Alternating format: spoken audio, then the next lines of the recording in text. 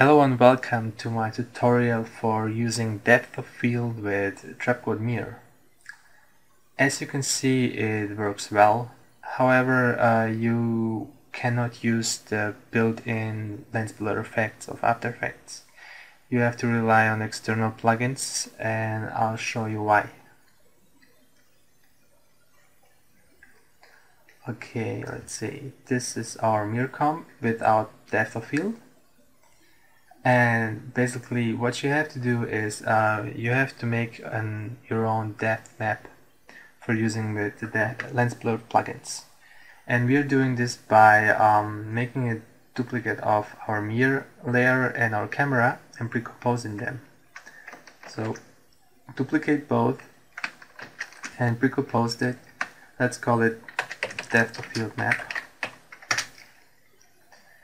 Now open it and you will see it's white. It's because the shader of Mir is set to Fong and there are no lights in the scene.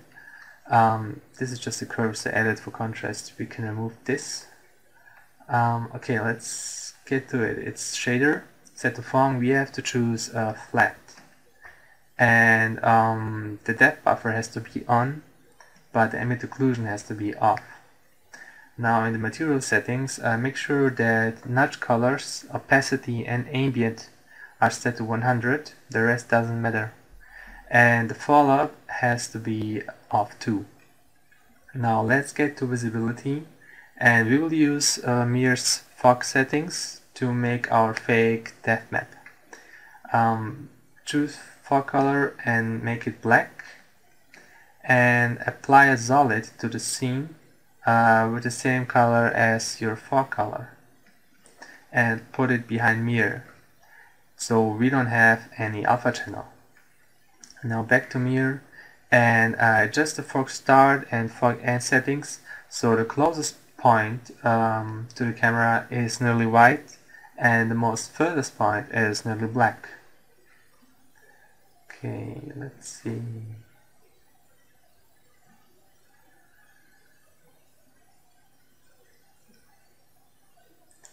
This looks good. So first point nearly black and the closest point nearly white. As you can see, it looks like a depth map which is exported out of a 3D application. Notice, however, if you have a camera which has wiggle settings applied on, you will have to remove them because they will not sync with your main camera.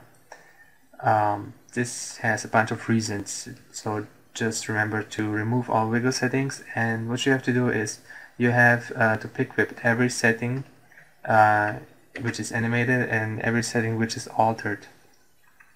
So choose the camera in your depth map and pick whip the position of the main camera. This will guarantee that you have the same values in both. Like I said, you will have to do this on every setting which you have altered and keyframed. In my case, the camera is not keyframed, just has this wiggle setting here. Okay, now it's synced, and let's get in our Mir comp and make our depth map invisible. Place it back down there, we don't have to see it. Now make adjustment layer, I already did. You can call it however you want to, and I'll show you how it looks like with the built-in lens blur effect of After Effects. I'm using here After Effects CS5, but it has the same bug on every other version. Okay, choose lens blur and choose your depth map, and let's turn it on. As you can see, it works well as long as the focal point is closer to the camera.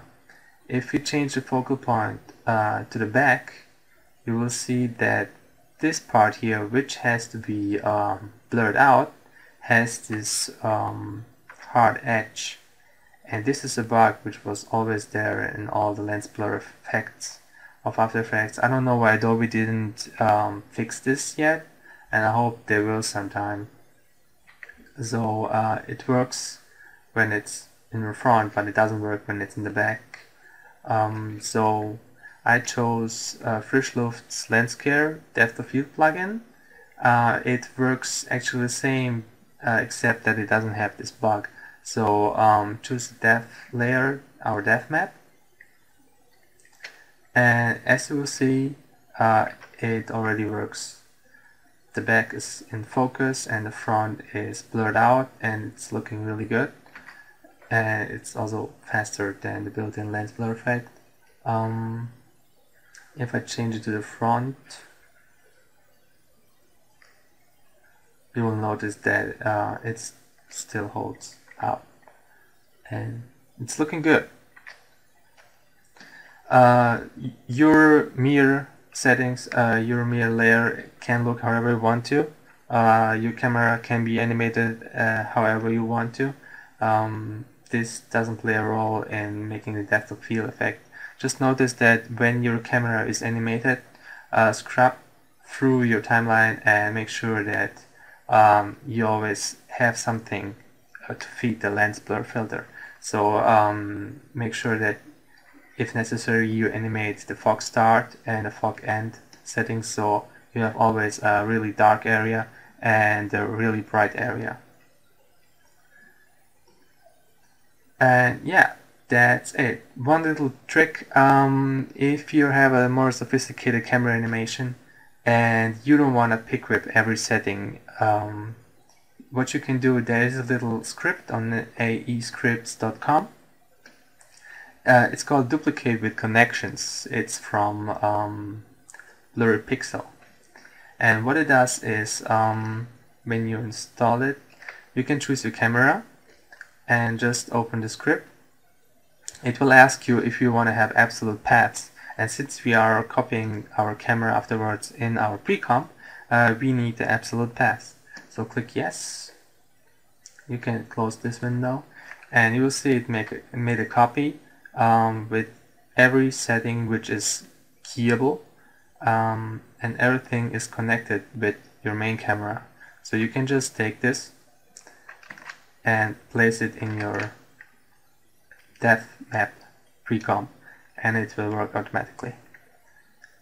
I wouldn't do this on the mirror layer because mirror has much more settings than the camera, and it can get a bit tedious to remove the script, the expression from all the settings in depth map which you need to alter, which are all the shader settings and material settings and visibility settings. Yeah, that's it. I hope you liked it. It's my first tutorial. I'm sorry for the audio quality. I will get a better mic soon. Have fun. Bye.